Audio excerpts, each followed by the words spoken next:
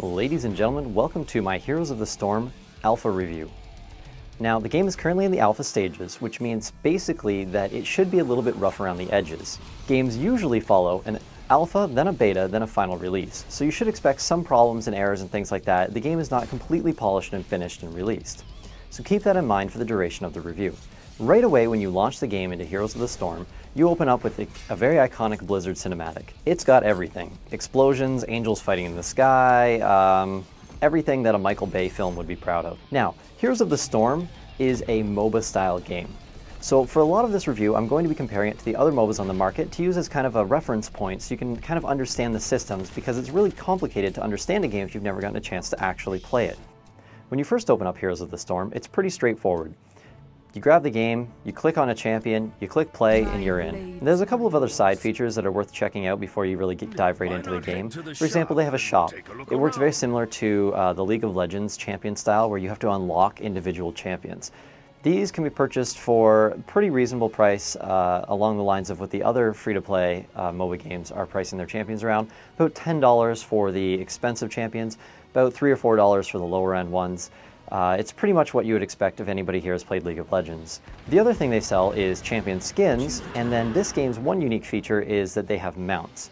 So you are able to actually mount up, similar to World of Warcraft, where you just cast a spell for a second, and then you're now on your mount and you run around at a faster speed. The second that you're engaged in combat, the mount is desummoned, so you can't use the mount as you go, although some champions have certain abilities that allow them to use this as a bit of a benefit in combat even. One of the nice points about the champion selection process is that it's not like other games where it basically balls you in with a team and then you have to select your champion from there. This game allows you to pick whatever champion you want and then you click play, and then it forms the game based around your choice. This is nice in a sense that it allows you the freedom of playing whatever champion or role you're interested in. It's not nice in the sense that it doesn't really allow for a lot of team cohesion. Now, again, this is the alpha. I'm expecting some of these things to change with maybe a ranked or competitive mode down the road, but currently it's more of a normal gameplay style. You select your champion, you go in, and it really doesn't matter what your team composition is. Now, the interesting thing about Heroes of the Storm compared to the other MOBAs on the market is that the map diversity is actually quite large. It's still an alpha, but there's a plethora of different styles of maps to play on, and they actually do quite significantly change the way the game is played. For example, one of the maps is based around a pirate ship in the middle of the map, and there's doubloons, basically golden coins, spread all over the map that this pirate wants you to collect and give to him. Different neutral objectives drop and give you coins and allow you to pick them up. If you kill a champion who's carrying coins, they die and their body spits out all the coins. What you need to do is you need to take these coins to the middle and then pay the pirate, which is actually a long cast time. It allows the other team to kind of deny you the opportunity to do this. Once you pay the pirate enough coins, he fires a barrage of cannonballs at the other team's objectives. They're pretty significant and do a huge amount of damage and really help push your lane a lot faster. Another map I thought was kind of interesting is it's actually a 2-lane map instead of the traditional MOBA 3-lane maps, which allowed you to go, and every once in a while these mines would open up, and that let you teleport to another section of the map that was a little bit of a cave, sort of similar to a Diablo 3 style. You go into the cave and you kill little packs of monsters. These monsters drop these little cursed skulls, and then you take these skulls, and after that phase is done, you've cleared the entire mine out. Whatever team has more skulls gives more power to their golem that spawns. One team's golem spawns in the top lane, the other team's golem spawns in the bottom lane, and then they both push. And so basically you have to decide whether you want to push your golem offensively or try to defensively block their golem, and how you should split your team up. It's kind of an interesting dynamic and actually makes the map quite a bit of fun. So the first thing you're probably going to recognize from my description of these maps is just how different Heroes of the Storm plays compared to other games. For example, we'll take League of Legends. Your jungler is going to roam around and collect money and experience from the jungle, and maybe a red or a blue buff, but nothing overly game-breaking or game-changing. In Heroes of the Storm, however, you're not supposed to sit in your lanes. The game is much more skirmish-based. Your champions are supposed to fight their champions, and it's pretty much supposed to be like a constant battle the entire time. It makes it a lot more volatile in terms of champion fights. However, the impact is significantly lower. In League of Legends, for example, if I'm 2-0, I feel really, really powerful and like I control a lot of the game. However, if I go 5-0, I pretty much feel like an unstoppable force. Nobody really should be able to 1v1 me if I have that significant of a lead. Heroes of the Storm, however, does not have this. So for casual players, I'm going to say this is a fantastic system. It allows you to make significantly more mistakes while being punished significantly less for these mistakes. One game I played in particular had two people on the other team that were something like 25-1 and 23-0, which in Dota 2 or League of Legends would be an absolute stomp. However, in Heroes of the Storm, they actually lost to us. We were so far behind in kills, and it mattered so little. The statistics are still a little bit confusing to me, and they aren't explained overly clearly in the game. When you hit the tab overlay, one of the main statistics that pops up that's different from most games is the experience contribution. So when you gather experience in a normal MOBA game, you're gathering it for yourself. However, in Heroes of the Storm, experience is a global thing. Your team levels up as a team, so every time you gain a level, your other 4 teammates do at the same time. The thing about this statistic that really kind of bothered me is that my team would sometimes be at half the experience contribution levels of the other team, and we would only maybe be 1-2 levels behind at most. What this does in comparison to other MOBAs is it creates a very equal playing field. You're never going to be too far behind to make and stage a comeback. What's frustrating is when you're winning and you've killed 20 champions and you haven't died a single time, you don't really feel like you're overly strong. You don't feel like you have the ability to just stomp on the other team, which can be good or bad depending on your perspective of the game. The biggest change you're going to notice with Heroes of the Storm compared to other MOBA games is that there's absolutely no items. There is no shop and there is no gold. Running around the map and killing monsters does not reward you with any financials in any way, shape, or form. This is part of the reason that you don't scale more heavily than the other team. The levels and the experience gap is always very small, and there's absolutely no items. So the first thought in my mind was, this kills a lot of the diversity in the game. How do I choose how I want to build my champion, or how do I use my knowledge of the items to get an advantage over my opponents? And honestly, there's really no answer to it. You don't. The only thing you can do with your champion is that there's a significant amount of talents that you unlock as you level up. So when you open the game, you have most of your abilities and skills immediately. The only thing you don't have is your ultimate. Every hero has 2 variations of which ultimate they can have. One very iconic character, Jim Raynor, for example, he has access to a Hyperion, which shoots in a big circle that you summon, basically on top of the enemy team. Or he has 2 cloaked Banshees that fire at his targets. Whatever you're shooting at, they shoot at with you, and it adds quite a bit of damage. Those are your 2 options for 2 different ultimates when you're picking, and every champion has at least 2 to pick from. Now, one of the things I found really frustrating about the game is that you don't actually unlock all of these talents and abilities immediately. You have to level up each hero individually so that you can access all of their talents.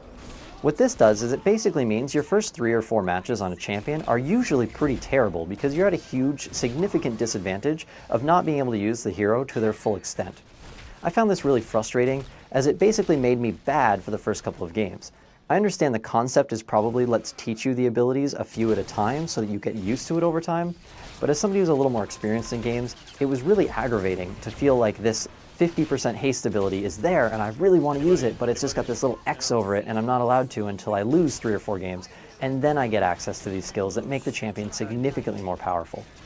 Another feature of the game I found rather frustrating is there's no clear statistics. You would get a lot of abilities that say you gain 5 attack damage, but the problem is that figuring out what your current attack damage is was actually really challenging. I don't know if 5 is amazing or terrible. If I'm doing 10,000 damage, 5 is a really low number, but if I'm only doing 10, 5 is a pretty significant advantage. The lack of statistics is probably there to keep it simpler so that people don't get so confused and bogged down with the game. But for those of us who want to kind of min-max, I really hope they add some sort of toggle into the game to make it more apparent what your skills and abilities currently do. A 10% increase doesn't mean very much when I don't know what 10% is. The daily quest system is a little bit of a negative in my opinion, just because of the way they styled the quests. For anybody who's played Hearthstone, you probably already understand this plight. In Hearthstone, what happened is they would tell you you have to play a hunter deck and win 2 games, and today you get extra gold if you do that. It's a good example of one of their dailies. The frustrating portion of that game is maybe you don't have a hunter deck. Maybe you've spent all your money and time on a warlock deck, and that's what you want to play. But if you want to get the maximum rewards for the game, you have to go play a different thing that you're not really interested in. I love the concept of daily quests to keep you coming back to the game, to keep it fresh, but I think they need to make it really more expansive so everybody can be included no matter what style they want to play. I don't necessarily want to play a StarCraft champion today, but if the daily quest says I have to, I'm pretty much forced into that decision. One of the really nice parts of the game for me was the looking for group system. When I logged in once, I realized there was this little window, and it had all these players that had posted that they're looking for a group, or they have a group and they want more people to fill the group. Now I used this and joined up, and we started dominating the other teams with a pre-made group. It was really fun and a really interesting way to meet new players. One of the issues I found, especially with Blizzard games recently, is that they've cut and restricted the chatting features, and it makes it a bit of a less social experience and more of a focus on the game experience. Personally, I really love the social aspect of these games. MMOs, one of their biggest draws and appeal is not farming all day, it's the friends you make that you decide to keep playing the game with. Because of this setup in Heroes of the Storm, I think it's going to be a great way to meet new people and find like a team that's interested in playing the same style that you are. So those are the features of the game. I've kind of talked about goods and bads, but I'd like to end this review with a bit of my overall opinion. Currently, I'm going to have to give a thumbs down to Heroes of the Storm. I think it's an interesting game. I like the style and mechanics, and I'm a huge fan of MOBAs. I have played them to death. But Heroes of the Storm, it's just a little bit more casually oriented, and it's not really my personal style of game. I think it has some potential, and if Blizzard takes the time going from alpha to final release to actually fine-tune and polish that, I think they could potentially turn my opinion around. But for the time being, the fact that you just scale arbitrarily as you rise up and then the last couple minutes of the game basically mean everything is a really, really frustrating feature.